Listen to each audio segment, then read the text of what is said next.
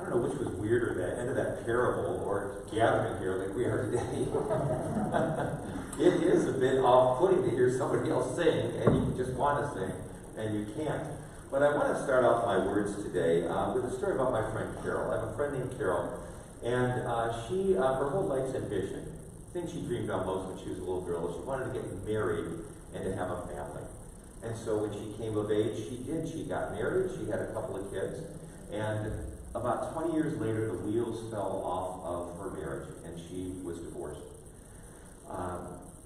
Unfortunately for her, still in her 40s, had much of her life together to go, but that discontent of her broken marriage became a subtext for her life, and she just never could get over it. She never could quite get over that marriage, and so that attachment to her was just that strong.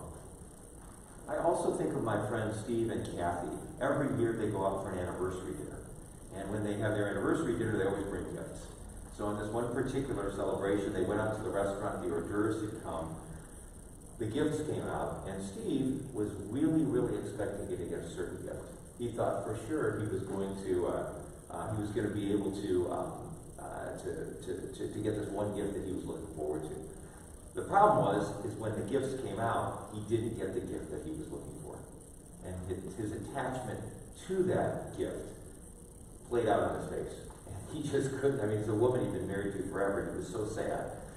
Nonetheless, a dark cloud over that dinner, and it was pretty much ruined. Then I think of another friend of mine, Lewis, who is older, and he's suffering from cancer. And he's been in and out of the hospital. And whenever he goes in, I call him up because Lewis has a really strong attachment to God. And when I talk to him, I can't get about 2 or 3 sentences out before he's asking about me, before he's joking about his procedure.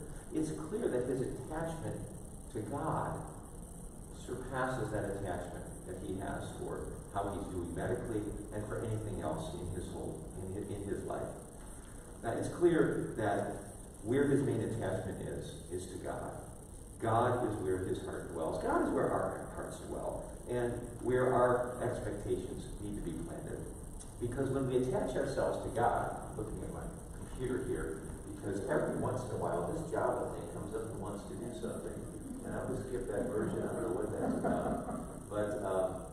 But anyway, it's funny because it always comes up at this time of like we're in the middle of the sermon. Like you haven't seen it, but I'll be doing Zoom, and all of a sudden, update your computer at 11:20. When we attach ourselves to God, we're much more resilient. It's the point of the sermon. When we attach ourselves to God, we're much more resilient. Whether it is a marriage that doesn't work out, whether it is cancer you're fighting, whether it's a gift you were expecting to get and you didn't get. The more we build up that attachment to God, the better off we are. And I think this is at the heart of, I'm preaching today on the New Testament lesson, which is the one that Deborah read from Philippians. And Paul gives us this curious advice. He says, rejoice always. Again, I say rejoice. How do you rejoice always? How can you do that when there's tragedy all around us, there's worries all around us? And thus Paul's getting to this idea that when we're deeply attached to God, everything else comes into perspective. Welcome to the 6th part of our fall preaching series, and this is called Awakening to God as We Know. And we're on part 6 of our series. In our first week, we talked about love. There are all the series for you. We talked about how we awaken to love, and how you and I, at our core, are lovers. It's interesting, we've been doing a class on this on Tuesday night, and I've been picking out a song for us to hear and to remember. You know what that first song was? Remember that Motown song?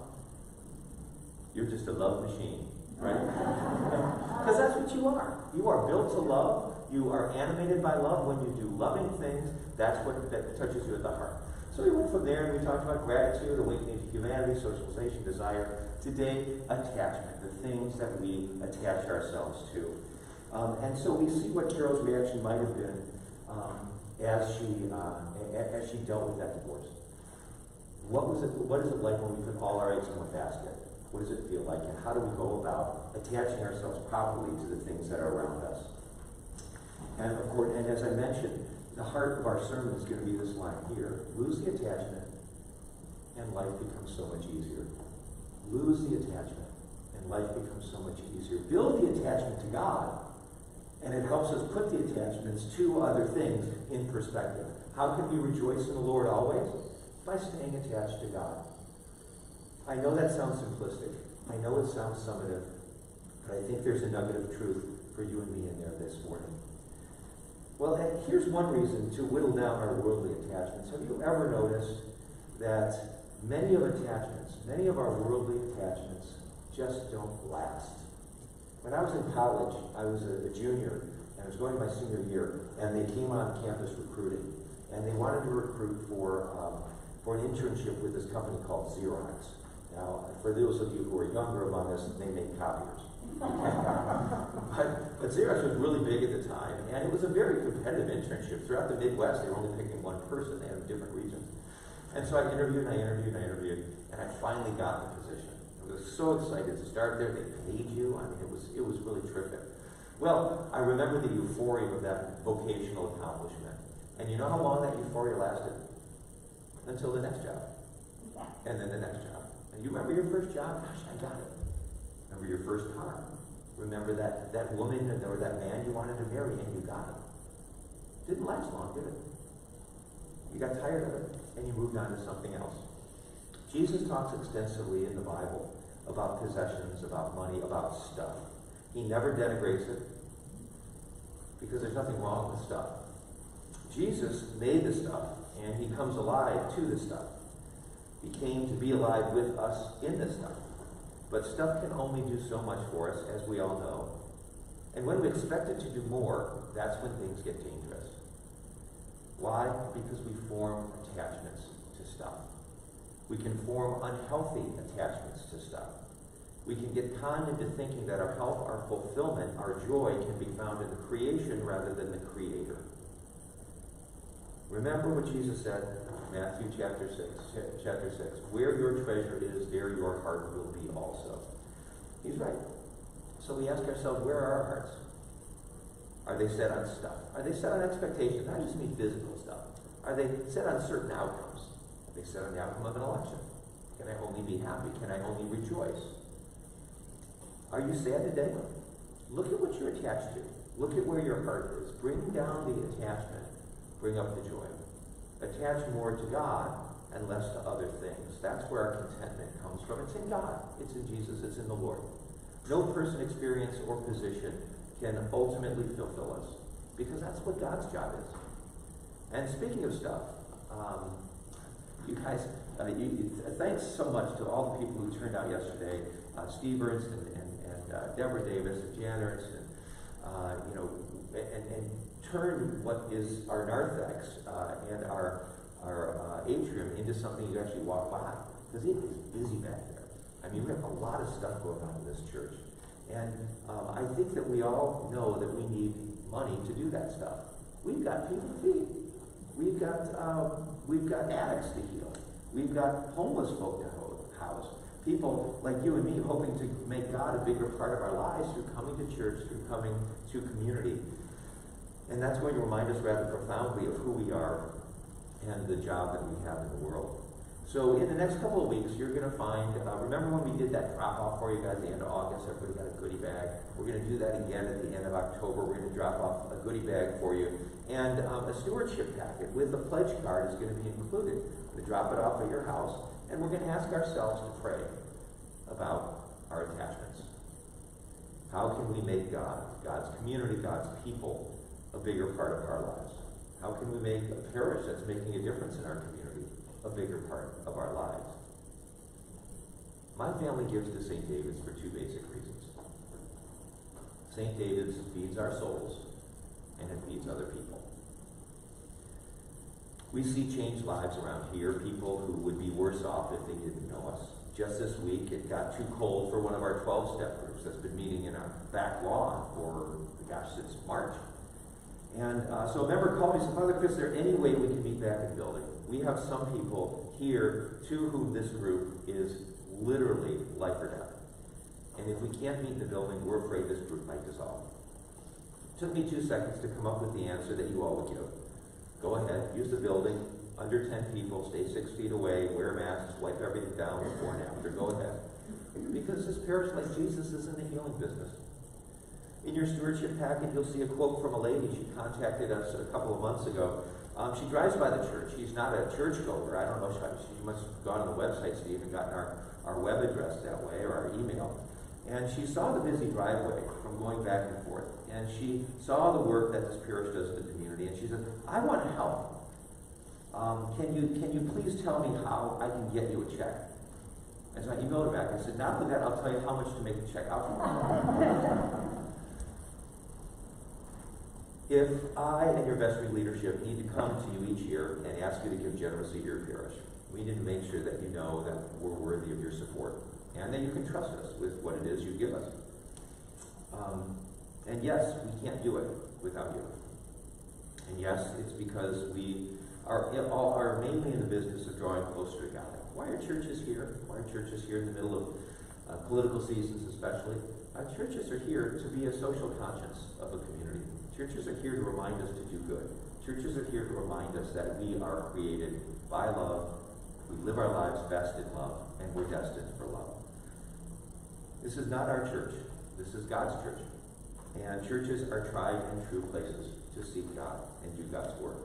Part of awakening to our attachments is understanding how we put into perspective our relationships to our stuff. And we soon realize how fickle our stuff can be. God's not fickle, but our stuff sure can be. I bought a gizmo to attach to my vacuum cleaner recently. I couldn't wait to hook it up and see how it got into all the nooks and crannies. Ordered it, came in, hooked it up to the vacuum, and the thing broke the second time I used it. Took the kids to a big old candy store in Ferndale. Had all the candies from my childhood. I bought them a big old bag. I couldn't wait for them to try it. Anybody remember that candy called Zots? Yeah. Well, my 50-year memory of that candy was much better than it tastes today. Kids even discovered that. I was excited to put those heavy-duty rubber floor mats into my car. It's winter's coming. You got those rubber floor mats that you put down in the car. I bought some online, got a good deal, and then I totaled my car. Nobody was hurt. Everybody's okay. But there I go, spending money on something now worthless.